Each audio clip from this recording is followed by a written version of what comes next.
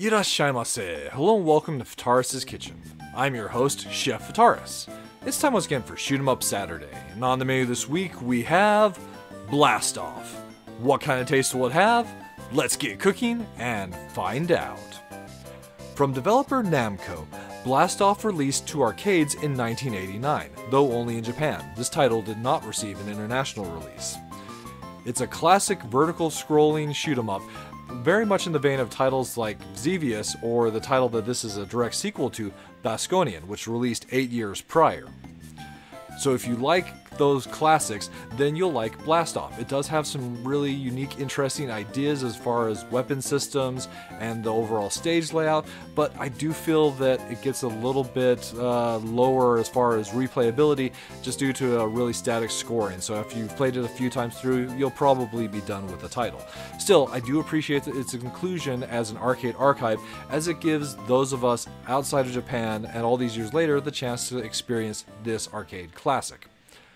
Finding ourselves at the title screen. As you can see here, after putting coins in the machine, it does say 1 or 2 players. However, it's 2 players alternate, not 2 players simultaneous, so we'll be showing the game off as a 1-player experience. Starting the game, it does have a fairly lengthy startup and launch sequence here, kind of just showing off the gameplay itself. Overall, graphic-wise, even for 89, I do feel that it's a little on the simplistic side, but the gameplay here does stand out pretty well. Your overall movement is very much your standard vertical scroller, but the weapons are where things get interesting. So the ship itself is equipped with 4 weapons, and they're basically color-based. We've got our red front shot here, which fires in this helix pattern. Then we have this blue front and back shot. There's this yellow shot, which provides for horizontal attacks, being able to take out enemies left and right. And lastly, we have the green shot, which fires in a Y pattern. In addition to that, if you hold down the fire button, you'll get a charge shot, which fires a charged up version of your shot, though a little on the slower side. Especially since we're playing this title as an arcade archive, I do have rapid fire turned on, so we won't be seeing much of the charge shot for the most part.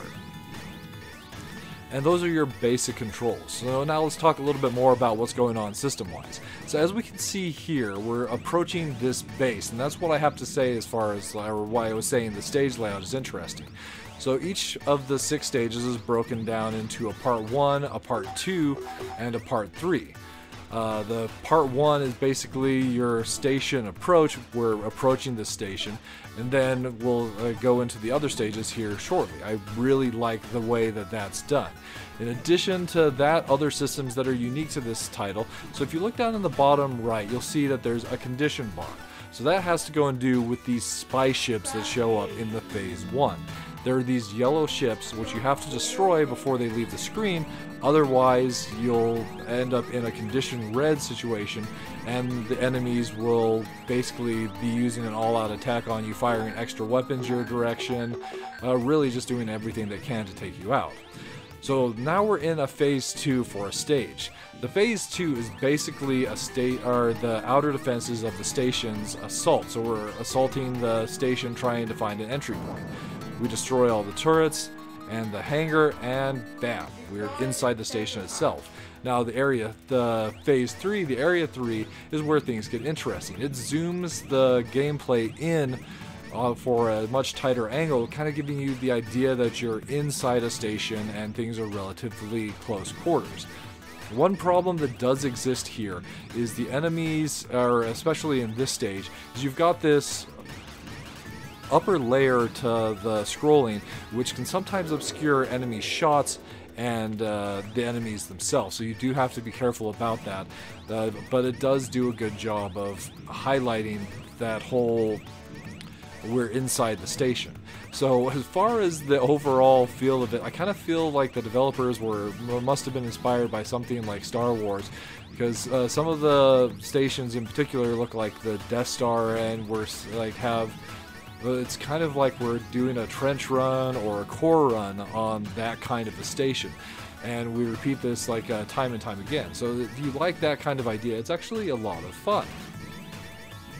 I do also really appreciate the fact that even though the game does employ checkpoints rather than just respawning you when you lose a life. Since there's no power-ups in the game itself, you don't really feel like it sets you back that far, and for the most part the checkpoints are fairly generously spaced, so there's that as well. Now we're coming up on the end of the first section for the stage 3, and then we'll be encountering the boss, which is a core. Now here, I feel that they could have done things a little more interestingly throughout the various stages, as the cores themselves are all kind of like samey. So we have a core that's moving on an inner track like this. It's got elements around it, and then the core itself that we have to take out. The main core does look different depending on which stage we're fighting, but for the most part, destroy the core, we escape, and that's it. And that's Blast Off, served up for your enjoyment. So this is one that I've had a lot of fun with. I really enjoy the whole phases of the stage, the layout where we're approaching, the outer defenses, and the inside of the station itself, and having that repeated time and time again is a lot of fun. And also the fact that the ship itself has the 4 different weapons, and just that whole visual look where we change the weapon and the nose of your fighter is the color of your shot, that's really neat. As far as the charge shot, having an option for a more powerful shot that can go through and pierce multiple enemies is neat, but it's just a little too slow. That if we do have the option for rapid fire, the rapid fire is the better option. So, you know, there is that element that we're kind of cheating things in this modern era, but I'll take some of our modern conveniences. The whole spy-like ship thing, which we let a spy get away, so now we're in condition red, is an interesting take on upping the difficulty, basically giving you these enemies you need to keep an eye out for. And in the first couple stages it's not too hard, but things do ramp up towards the end of the game where you have a lot more to take care of, so those taking out those spy ships in a timely fashion can be difficult. So as far as the minus flavors are concerned, really I don't have a lot bad to go and say about this title. It's definitely a very solid feeling classic vertical scroller, but it is on the shorter side, as there are just the 6 stages, and unlike some other titles from Namco's back catalog that would keep on looping through, there isn't a second loop or anything like that. Well, this one, if you complete the game, that's just it after stage 6. So it's on the shorter side. And then the scoring is very simple. There's no real multipliers that you're building up or extra areas, at least that I've found, to be able to get higher scores. It's just the value that the enemies you defeat are. So that those 2 elements together definitely reduce this game's replayability. So that's something to keep in mind.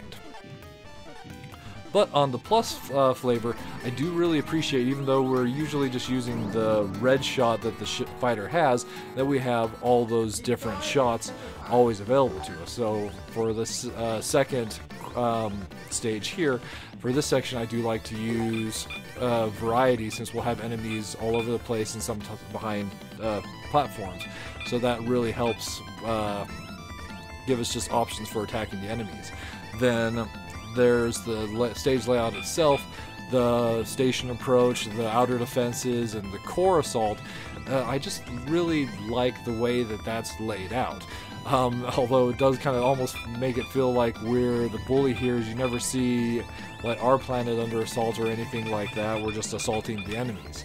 And really, this one just has a solid classic arcade feel. So if you're looking for that classic arcade feeling and you want to go and try something that might not have been as common to find in arcades back in the day, then definitely give Blast Off a try as an arcade archive. It definitely receives a solid recommend from the chef. Alright, that'll bring us to the end of this week's episode of Shoot 'em Up Saturday. As always, I want to thank you so much for joining us. We hope you have a wonderful week, and we'll look forward to seeing you again next time.